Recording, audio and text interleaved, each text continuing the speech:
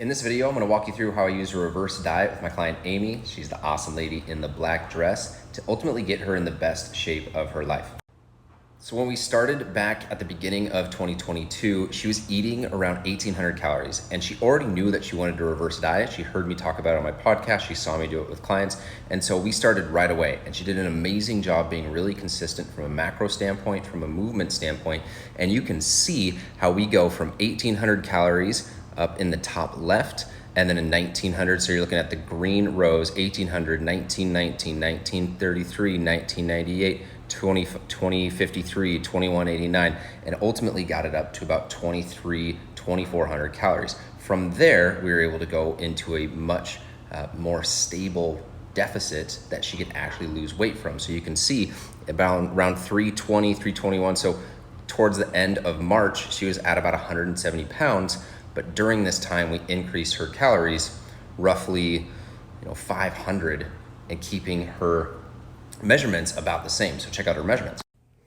So these were her measurements after the 16 weeks. And we had gone into a calorie deficit at this point, but she was able to lose 12 inches. And we only spent a few weeks in a deficit. So check out what we did in a deficit.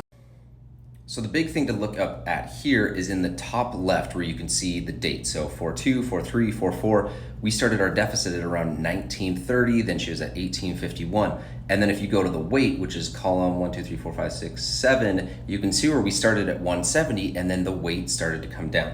And the reason why we were able to be so successful in this and why she was able to be in a calorie deficit at a higher calorie intake number was because we used a reverse diet to bring her calories up to a much higher maintenance, 2,300, 2,400. She was maintaining her weight. She was still losing inches during that process. And then when we go to put her in a calorie deficit, she's in a much better place. And we started from a strength training standpoint with just 3 training days in the gym, and then she would do 1 class. And then you can see in the column where it says to the right of the weight, all the steps that she was averaging. So she was being really consistent from a movement standpoint.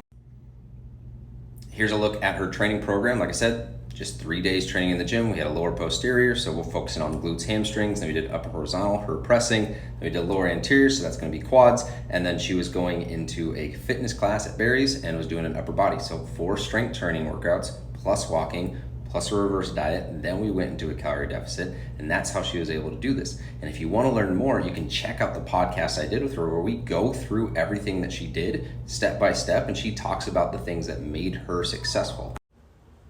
Comment below if you want to check out her podcast. I'll send you the link in the comments.